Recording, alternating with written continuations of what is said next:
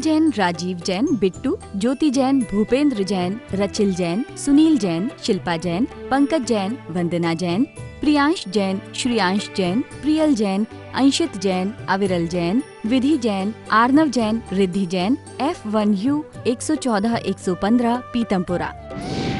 Shri Arun Jain, Shrimati Rekha Jain, DU 28 Pitampura.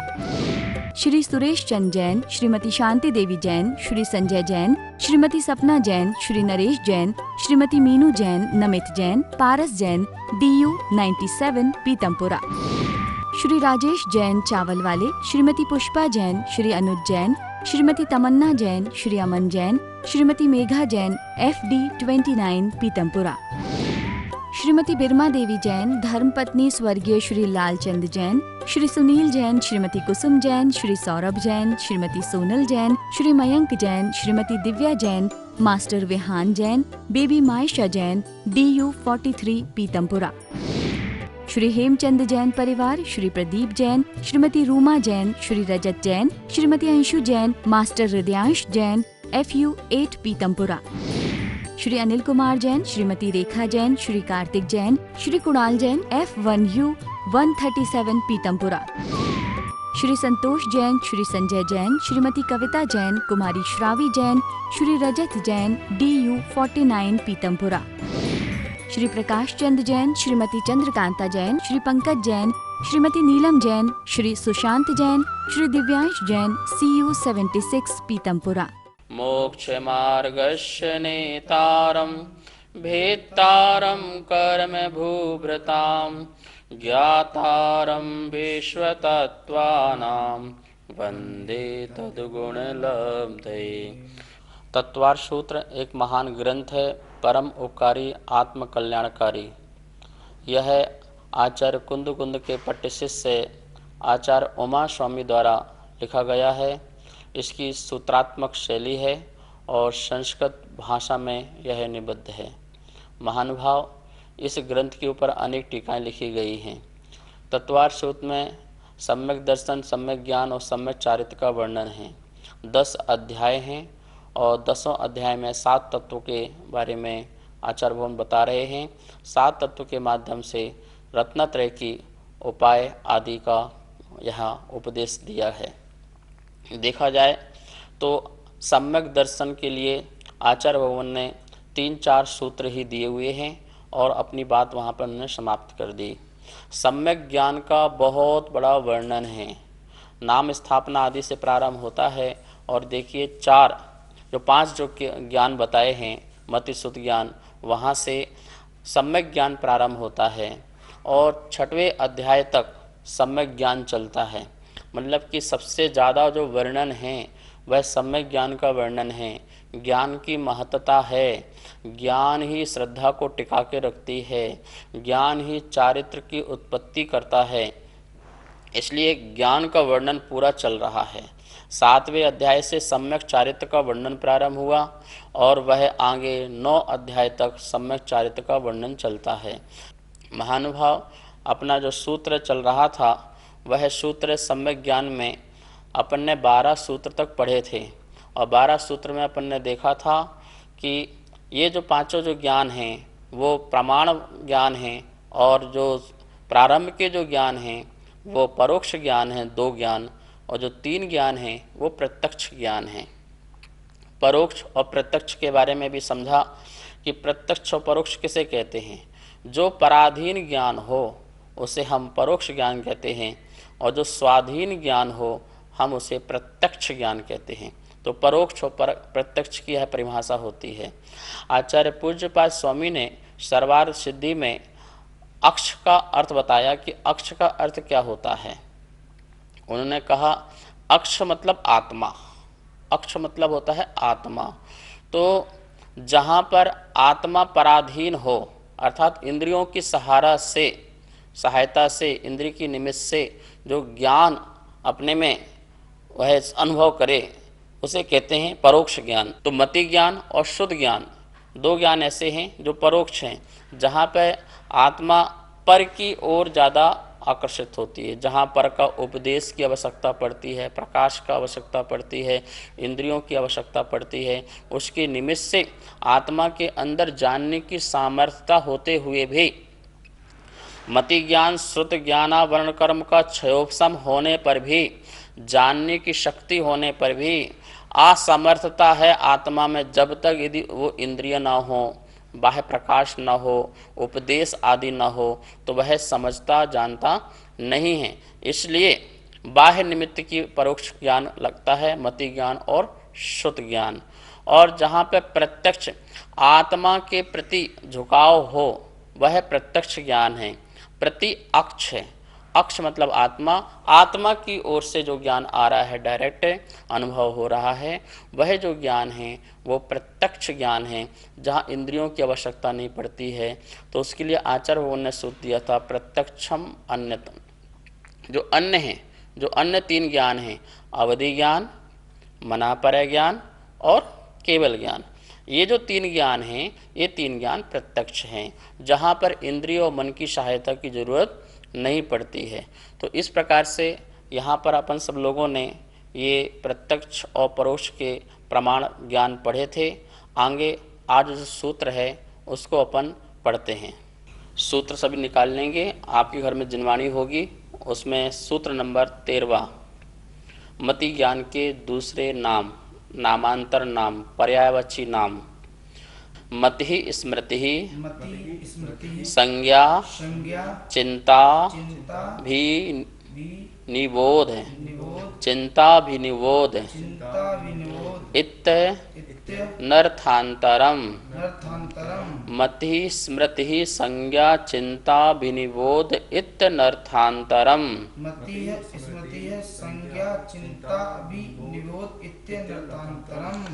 इस प्रकार से यहाँ पर यह सूत्र का पाठ किया। अब इसको अपन बोर्ड के माध्यम से समझते हैं। तो ये तत्वार्थ सूत्र प्रथम अध्याय, सूत्र 13 नंबर, प्रथम अध्याय का 13वां नंबर सूत्र है।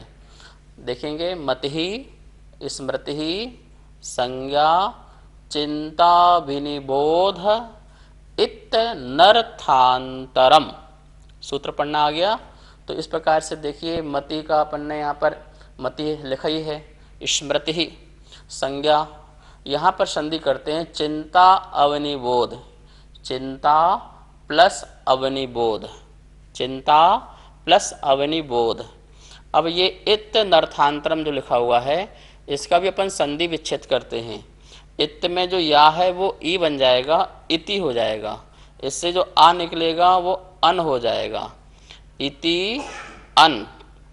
फिर निकलेगा अर्थ, यहाँ पर निकला अर्थ, फिर निकला अंतरम, इति अन अर्थ अंतरम। इस प्रकार से इस सूत्र का संधि विच्छेद हुआ। ठीक है ना। मति स्मृति संज्ञा चिंता अवनिबोध इति अन अर्थंतरम। इति मतलब इस प्रकार, अर्थ मतलब अन मतलब नहीं, अन मतलब नहीं। आप लोग इंग्लिश में पढ़ते हैं लाइक अनलाइक, पसंद है अनलाइक, पसंद नहीं है। तो ना के लिए, निषेध शब्द के लिए अन शब्द का उपयोग संस्कृत में होता है, जैसे असन अनसन। तो इस प्रकार से यहाँ पर इति अन अर्थांतरम, अर्थ मतलब स्वरूप है, अंतरम मतलब दूसरे, अंतरम मतलब दूसरा। अंतरम में पढ़ते देशांतर, दूसरा देश, ठीक है, धर्मांतर, दूसरा धर्म, ठीक है ना। तो इस प्रकार से अंतर, अंतर मतलब दूसरा, अर्थ मतलब अर्थ है, स्वरूप, दूसरा स्वरूप नहीं है, दूसरा अर्थ नहीं है। ये सब जो है मति ज्ञान के ही नाम हैं, मति ज्ञान के पर्यायवाची नाम हैं। ये इनका दूसरा अर्थ नहीं है। अर्थ अंतरम, दूसरा अर्थ नहीं है, दूसरा स्वरूप नहीं है, क्योंकि सभी जो हैं मति ज्ञान के ही पर्यायवाची नाम हैं। इस प्रकार का यहाँ अर्थ लगाना है। मतलब मति ज्ञान को मति स्मृति संज्ञा चिंता निबोध, इस प्रकार से 5 नाम से और इसको कह सकते हैं, ऐसा यहाँ पर ध्यान रखना है। तो इसका अर्थ हो गया इस प्रकार, यह दूसरे नाम नहीं है, अर्थात मति ज्ञान के ही नाम हैं। मति ज्ञान के ही और दूसरे प्रकार से नाम बोल सकते हैं, यहाँ ये कहने का अर्थ है। अब अपन इनका एक एक अर्थ अच्छे तरह से समझेंगे। सठखंडागम में आचार्य भगवान ने मति ज्ञान के स्थान पर बोला आवनिबोधिक ज्ञान, और वहाँ बोला है कि आवनिबोधिक ज्ञान के पर्यायवाची नाम कौन कौन से हैं, तो वहाँ पर उन्होंने 4 नाम दिए, मति, स्मृति, संज्ञा और चिंता, ये 4 नाम। और यहाँ पर आचार्य भगवान ने मति ज्ञान का नाम बोल दिया कि मति ज्ञान के पर्यायवाची शब्द कौन से हैं। तो पर्यायवाची का यहाँ पर अर्थ कैसा लेना है, जैसा आप मानते हैं वैसा नहीं लेना, क्योंकि यहाँ पर शब्द अलग हैं तो अर्थ भी अलग हैं।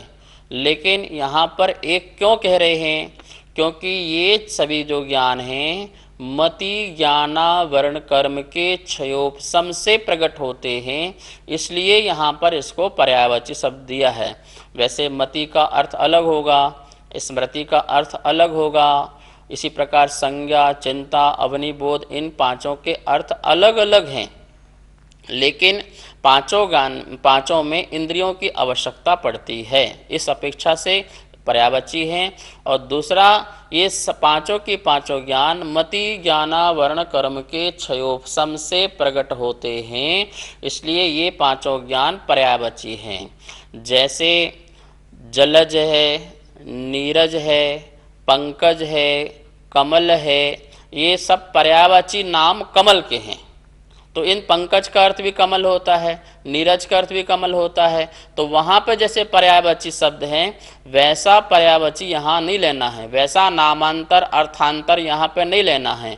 यहाँ पे तो क्या लेना है कि भैया ये जो ज्ञान हो रहा है वो इंद्रिय सापेक्ष ज्ञान होगा।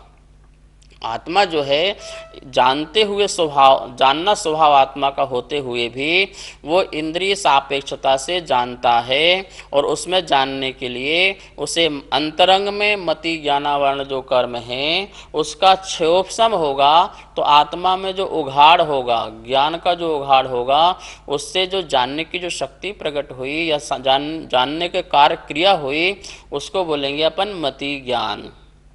ठीक है ना।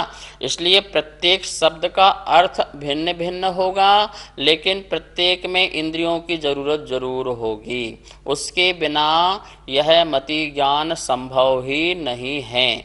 वैसे मति ज्ञान भी आत्मा की जानने की शक्ति है, लेकिन फिर भी संसार अवस्था में, कार्मिक अवस्था में आत्मा जो है पराधीनता होने के कारण उसे इंद्रियों की, बाह्य इंद्रियों की आवश्यकता पड़ती है।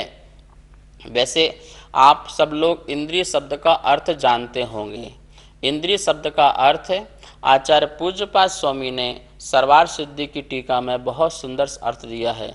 इंदति इति इंद्र आत्मा, इंदति इति इंद्र और आत्मा, अर्थात जो आज्ञा देता है, ऐश्वर्यशाली होता है, वह इंद्र है, और इंद्र को ही आत्मा कहते हैं।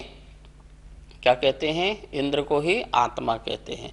तो आत्मा ही ऐश्वर्यशाली है, आत्मा ही आज्ञा देने वाली है, हमें क्या करना क्या नहीं करना है। तो आत्मा को इंद्र शब्द कहते हैं, ठीक है ना। और उस इंद्र की जो पहचान कराए उसे इंद्रिय कहते हैं। इंद्रिय क्या कहते हैं? जो इंद्र की पहचान कराए। तो इंद्र मतलब आत्मा, तो आत्मा की जो पहचान कराए। देखिए, वैसे आत्मा की पहचान तो जानन स्वभाव है, देखन स्वभाव है, लेकिन फिर भी इतना सूक्ष्म है, इसका अस्तित्व का ज्ञान कौन कराए? कैसे हमको पता चले कि इसमें आत्मा है, इस जीव में आत्मा है, इस पेड़ में आत्मा है, इस शरीर में आत्मा है? इसका अस्तित्व का ज्ञान कराने के लिए, इसका अनुभव कराने के लिए हमें इंद्रियों की जरूरत पड़ती है। इसलिए इंद्रिय जो जिस चिन्ह से आत्मा की पहचान हो, तो जिस इंद्रिय के चिन्ह से आत्मा की पहचान हो, हम उसे इंद्रिय कहते हैं। बात समझ में आई ना। तो जैसे चुनाव चिन्ह होता है ना, तो चुनाव चिन्ह से व्यक्ति की पहचान होती है कि भैया ये फूल वाला है, ये पंजा वाला है, ये झाड़ू वाला है। तो इस प्रकार से चुनाव के चिन्ह से व्यक्ति की उम्मीदवार की पहचान होती है। चुनाव चिन्ह जो है उम्मीदवार नहीं है, पर उस चिन्ह से उस उम्मीदवार की पहचान होती है। ऐसे ही इंद्रिय आत्मा नहीं है, पर उस इंद्रिय से जो आत्मा है उसकी पहचान होती है, इसलिए इसे इंद्रिय कहा। एक इंद्रिय जीव जो एक इंद्रिय संबंधी ज्ञान रखता है, जानने की शक्ति रखता है। दो इंद्रिय जीव जो दो इंद्रिय संबंधी जानने की शक्ति रखता है, उसे दो इंद्रिय जीव। इस प्रकार से यहाँ पर मति ज्ञान जो है वो इंद्रिय और मन से होता है, ऐसा सूत्र भी आगे आएगा। अभी तो अपन यहाँ पे पर्यायवाची शब्द समझ रहे थे कि मति ज्ञान जो है वो परोक्ष ज्ञान है जो इंद्रिय मन की सहायता से होता है, और यहाँ पर इसके पर्यायवाची जो नाम दिए हैं वो मात्र अर्थ भेद नहीं है। किसकी अपेक्षा? मति ज्ञानावर्ण कर्म के क्षयोपशम की अपेक्षा अर्थ भेद नहीं है, लेकिन शब्द भेदों में कहीं अर्थ का अलग अलग अर्थ है, जिसे अपन यहाँ पर समझते हैं। पहले क्या दिया है? मति, स्मृति, संज्ञा, चिंता, अवनिबोध इत्यनर्थांतरम। जो अपन ने 5 ज्ञान पढ़े थे ना, कौन कौन से? मति ज्ञान, श्रुति ज्ञान, अवधि ज्ञान, मनापरय ज्ञान और केवल ज्ञान। 5 ज्ञान याद है ना? ये सेंसरी जो ये ज्ञान था, सेंसरी नॉलेज था, स्क्रिप्चर नॉलेज था, ये क्लियर वाइंस नॉलेज था, ये टेलीपैथी नॉलेज था, ये ओमनी साइंस नॉलेज था। इस प्रकार से 5 जो ज्ञान हैं, इन 5 ज्ञानों को अपन ने देखा था। तो अपन ये 5 ज्ञान जो पढ़ रहे थे, इसमें मति ज्ञान के पर्यायवाची शब्द हैं। आचार्य श्री नमस्तु। आचार्य श्री 5 ज्ञानों में ये मति ज्ञान को सबसे पहले नंबर पर क्यों रखा गया है? बहुत सुंदर प्रश्न है कि 5 ज्ञान जो होते हैं उसमें सर्वप्रथम मति ज्ञान को क्यों रखा गया है। मति ज्ञान का जो विषय है सबसे अल्प समय वाला विषय है, इसलिए सबसे पहले मति ज्ञान को रखा है। वो इंद्रिय से जानता तो है लेकिन अल्प समय के लिए, तो अल्प समय होने के कारण इसको सर्वप्रथम मति ज्ञान को रखा है। और शुद्ध ज्ञान का जो समय है अधिक है। शुद्ध ज्ञान के बाद दूसरा शुद्ध ज्ञान हो सकता है, तो उसका समय क्या है? अधिक है। विचारने की शक्ति, चिंतन की शक्ति अधिक होने के कारण उसको शुद्ध ज्ञान को दूसरे नंबर में रखा गया है। और अवधि ज्ञान, मनापरय ज्ञान, केवल ज्ञान जो हैं ये अधिक विशुद्धि को लिए हुए हैं, अधिक विशुद्धि को लिए हुए हैं और ये आत्मा से डायरेक्ट होते हैं, इसलिए उनको क्रम से अवधि ज्ञान, मनापरय ज्ञान और केवल ज्ञान, इस प्रकार से ये ज्ञान में का रखने का ये 5 प्रकार का क्रम जो है वो बिल्कुल साइंटिफिक है और तर्क युक्ति संगत दिया गया है। नमोस्तु आचार्य श्री। मति ज्ञान और केवल ज्ञान में क्या अंतर है? मति ज्ञान और केवल ज्ञान में बहुत अंतर है। एक तो अंतर यही है कि यह मति ज्ञान इंद्रियज है, इंद्रियों के द्वारा उत्पन्न होता अर्थात पराधीन है, और केवल ज्ञान अतीन्द्रियज है अर्थात जो इंद्रियों से उत्पन्न नहीं होता है, आत्मा से उत्पन्न होता है, इसलिए स्वाधीन है। मति ज्ञान घटता बढ़ता रहता है और जो केवल ज्ञान है जो एक सा रहता है, अनंत को अनंत रूप से जानता है। दूसरा बात है मति ज्ञान क्षणिक है, क्योंकि क्षयोस्मिक ज्ञान होने के कारण वो क्षणिक है, और जो केवल ज्ञान है वो क्षयिक होने के कारण शाश्वत है। हमें यही केवल ज्ञान प्राप्त करने के लिए पुरुषार्थ करना होता है। हम अपने आत्मा का ध्यान करें पर पदार्थों से भिन्न होकर के, और फिर हमें केवल ज्ञान की जो प्राप्त होगी जिसमें किसी प्रकार की पराधीनता नहीं होगी, घटना बढ़ना नहीं होगा और इंद्रियों की जरूरत भी नहीं होगी। इस प्रकार से ये मति ज्ञान और केवल ज्ञान में इस प्रकार का अंतर है। आचार्य श्री नमस्तु। आचार्य श्री, मति ज्ञान के जो पर्यायवाची नाम हैं इनके अलग अलग अर्थ क्या हैं आचार्य श्री? 5 प्रकार के जो मति ज्ञान के पर्यायवाची शब्द हैं अपन इसको स्लाइड के माध्यम से देख लेते हैं। संक्षेप रूप में एक एक शब्दों में पहले अर्थ देखते हैं और इसके बाद फिर इसका थोड़ा विस्तार करेंगे। तो यहाँ देखिए लिखा है मति ज्ञान के अन्य नाम, ऊपर लिखा हुआ है मति ज्ञान के अन्य नाम। मति, स्मृति, संज्ञा, चिंता, अवनिबोध, ये 5 नाम दिए हुए हैं। आप मति के नीचे देखिए क्या लिखा है, इंद्रिय और मन की सहायता से जो ज्ञान होता है, वहाँ मति शब्द का अर्थ दिया है। मति शब्द का पर्टिकुलर शब्द क्या दिया है? जो इंद्रिय और मन की सहायता से, सहायता मतलब उसके निमित्त से जो ज्ञान प्रकट होता है उसे मति नाम का ज्ञान कहते हैं। जहाँ पर आँख, नाक, कान, चक्षु आदि स्रोत ये इंद्रियां हैं, और अपना जो द्रव्य मन बना हुआ है, संरचना जिसकी है, उनके निमित्त से जो हमें आत्मा में ज्ञान प्रकट होता है। आत्मा में ज्ञान तो है, लेकिन निमित्त इसका अनुभव करने के लिए हमें इसकी सहायता की जरूरत पड़ती है। प्रारंभिक अवस्था में उसे मति ज्ञान कहते हैं। स्मरण के नीचे क्या लिखा हुआ है? जो स्मृति मतलब स्मरण, जो पूर्व जो ज्ञान है उसको याद आना, उस समय का जो ज्ञान है उसे अपन कहेंगे स्मरण ज्ञान, स्मृति को। ये भी मति ज्ञान के अर्थांतर हैं। और संज्ञा, संज्ञा मतलब होता है जोड़, संज्ञा मतलब जोड़, जोड़ना। तो जोड़ रूप ज्ञान को संज्ञा कहते हैं। जोड़ रूप ज्ञान मतलब क्या? अभी इसको अपन समझेंगे, पहले का ज्ञान और वर्तमान का ज्ञान। इसको प्रत्यभिज्ञान भी कहते हैं। कौन सा ज्ञान कहते हैं? प्रत्यभिज्ञान भी कहते हैं। चौथा दिया है चिंता, चिंतनम चिंता, चिंतनम चिंता। जो चिंतन है, जो तर्क है, जो व्याप्ति है, अविनाभावी ज्ञान है, उसको कहते हैं चिंता। अविनिबोध मतलब कौन सा ज्ञान? अनुमान ज्ञान। अनुमान मतलब शायद नहीं, संशय नहीं। अनुमान मतलब भी प्रामाणिक ज्ञान होता है, सम्यक ज्ञान होता है तो बताया, इस प्रकार सा अनुमान, अनुमान ज्ञान। तो ये पांचों ज्ञान हुए। अब अपन एक एक ज्ञान के बारे में देखते हैं। पहले मति ज्ञान लिखा हुआ है। इस मति ज्ञान में क्या लिखा हुआ है? यहाँ दिया हुआ है, जो इंद्रिय और मन की सहायता से जो ज्ञान होता है हम उसे मति ही ज्ञान कहते हैं। इसका अर्थ तो आपको समझ में आ ही गया है। यहाँ आप देख रहे हैं स्मृति ज्ञान क्या लिखा है? पहले जानी हुई वस्तु का कालांतर में स्मरण करना स्मृति ज्ञान है। हमने कोई चीज़ स्मरण किया और हमें याद आ गया तो हम उसे स्मरण ज्ञान कहेंगे। पहले जानी हुई की वस्तु थी और आज हमें याद आ रहा है, लेकिन इस बात का ध्यान रखना, जो पहले मति ज्ञान से जो जाना गया होगा उसी मति ज्ञान से जाने हुए पदार्थ को आज हम याद करें, उसे स्मरण करें, तो वो हमारा क्या कहलाएगा? स्मृति ज्ञान। जैसे हमने कोई पाठ याद किया, पाठ याद कर लिया और आज हम कोई पाठ यहाँ चल रहा है और आप उसे स्मरण करें तो वो आपका क्या हो जाएगा? स्मृति ज्ञान हो गया। हमें अपने पिताजी की याद आती है, गुरु की याद आ जाती है, भगवान की याद आ जाती है, माता पिता की याद आ जाती है, शत्रु की भी याद आ जाती है, मित्र की भी याद आ जाती है। जो ये याद आना है, यह याद आना स्मृति ज्ञान है। ठीक है ना?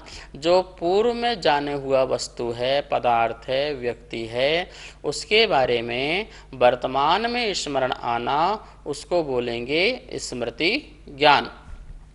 अब तीसरा नंबर का जो ज्ञान है उसे जो बोला है संज्ञा, इसको बोलते हैं प्रत्यभिज्ञान। कौन सा ज्ञान बोलते हैं? प्रत्यभिज्ञान बोलते हैं। प्रति अभिज्ञान, जो पूर्व का जो ज्ञान है और वर्तमान का जो ज्ञान है उसमें यह वह है, इस प्रकार का जो जोड़ रूप ज्ञान है वह प्रत्यभिज्ञान कहलाता है। क्या लिखा है? वर्तमान में किसी वस्तु को देखकर पहले देखी हुई वस्तु का स्मरण हो आना और फिर पहले देखी हुई वस्तु और वर्तमान में देखी हुई वस्तु का जोड़ रूप ज्ञान होना, ये प्रत्यभिज्ञान है। हमने किसी फलाने व्यक्ति को पहले देखा था और वर्तमान में वह व्यक्ति सामने देखा, अरे यह तो वही है। तो भूत में देखा था और वर्तमान में, उन दोनों का ज्ञान जोड़ रूप हो रहा है, एक सा हो रहा है। जैसे मैंने पहले देखा था ऐसा ही ये अभी दिख रहा है। तो इस प्रकार के भूत और वर्तमान के जो मिला हुआ जो ज्ञान है, जो संग्रह रूप ज्ञान है, जोड़ रूप जो ज्ञान है, उस ज्ञान को बोलेंगे हम संज्ञा नाम का मति ज्ञान, अर्थात प्रत्यभिज्ञान। ठीक है ना? तो इस प्रकार से यहाँ पर ये प्रत्यभिज्ञान को समझ आपको आ गया होगा। कई बार ऐसा होता है ना कि अरे ये तो वो फलाने चंद वही हैं, अथवा किसी अपन सामान को देखते हैं, अरे ये तो वही पिच्छी है, ये तो वही कमरा है, ये तो वही मंदिर है, ये तो वही जो सपने में आया था ये वही है, अथवा जिसको मैंने पहले देखा था ये वही है। इस प्रकार का जो ज्ञान है, इस प्रकार का जो ज्ञान हमारे अंदर प्रकट होता है, उस ज्ञान को बोलते हैं प्रत्यभिज्ञान। इसे आप लौकिक में भी लगाइए और आध्यात्मिकता में भी लगाइए। अरे ये तो मैंने पहले जैसे ध्यान किया था वही ध्यान अभी है, ऐसा आया है। तो इस प्रकार से हम किसी भी चीज में इसको लगा सकते हैं। इस प्रकार से यहाँ पर प्रत्यवी ज्ञान हुआ। प्रत्यवी ज्ञान के यहाँ पर भेद आए गए। 4 प्रकार का प्रत्यवी ज्ञान होता है। कितने प्रकार का? 4 प्रकार का। एकत्व प्रत्यवी ज्ञान, सादृश्य प्रत्यवी ज्ञान, विसादृश्य प्रत्यवी ज्ञान और तत्प्रतियोगी प्रत्यवी ज्ञान। देखो पहले में लिखा है एकत्व, दूसरा सादृश्य, तीसरा विसादृश्य और चौथा तत्प्रतियोगी। इस प्रकार से 4 प्रकार का प्रत्यवी ज्ञान होता है। एकत्व मतलब यह वही है, जिसे पहले देखा था बिल्कुल वैसा, यह वही है। और सादृश्य ये वही तो नहीं है पर उसके समान है, उस जैसा है, वो सादृश्य हो गया। विसादृश्य क्या है? ये पहले देखा था लेकिन थोड़ा उससे भिन्न है, तो उस जैसा है पर उससे भिन्न है, तो इस प्रकार से ये विसादृश्य हो गया। तत्प्रतियोगी में क्या है? ये उससे प्रतियोगी करना है, प्रतियोगिता करना है, ये उससे छोटा है, ये उससे बड़ा है, इस प्रकार का अंतर डालना है। तो ये भूत का ज्ञान और वर्तमान का ज्ञान दोनों का जोड़ रूप ज्ञान हो रहा है। एकत्व में भी यह वही है, सादृश्य में भी यह उसके समान है और विसादृश्य में यह उससे बिल्कुल भिन्न है। और तत्प्रतियोगी में क्या लगाना है? यह उससे छोटा है और यह उससे बड़ा है, यह उससे अच्छा है, यह उससे बुरा है, किसी प्रकार के भी लगा सकते हैं। तो क्या पढ़ा अपन ने किसी व्यक्ति को देखा, अरे यह तो वही है, ये पुस्तक वही है, ये भगवान तो वही है, इस प्रकार से कौन सा हो गया? ये एकत्व ज्ञान। सादृश्य में ये तो वैसे जैसे लग रहे हैं, तो उनके जैसे लगना, उनके समान दिखना, तो वो हो गया सादृश्य प्रत्यवी ज्ञान। और उससे भिन्न, ये तो हम जो देखे थे बिल्कुल उससे भिन्न पारसनाथ दिख रहे हैं, महावीर स्वामी दिख रहे हैं, गुरु जी दिख रहे हैं, वे भी सादृश्य हो गया। और तत्प्रतियोगी में अरे वो महाराज जी थे, वो छोटे थे, ये बड़े हैं, ये मोटे थे, ये गोल हैं, ये पुतले हैं, इस प्रकार से किसी प्रकार का कंपेरिजन करना और इसको तुलनात्मक करना पुराने ज्ञान से वर्तमान ज्ञान को मिला करके, इसे कहेंगे तत्प्रतियोगी ज्ञान। इस प्रकार से यहाँ पर प्रत्यवी ज्ञान के अपन ने भेद पढ़े। अब आगे जो है जो चिंता और अवनिबोध है उसको अपन कल पढ़ेंगे। अब हम सब लोग जिनवाणी स्तुति करेंगे। जा वाणी के ज्ञान से सूझे लोकालोक, सो वाणी मस्तक धरो सदा देत हो धोक। हे जिनवाणी भारती तो हे जपो दिन रेन, जो तेरा सरना धरे सो पावे सुख चैन। सभी को बहुत बहुत मंगल आशीर्वाद।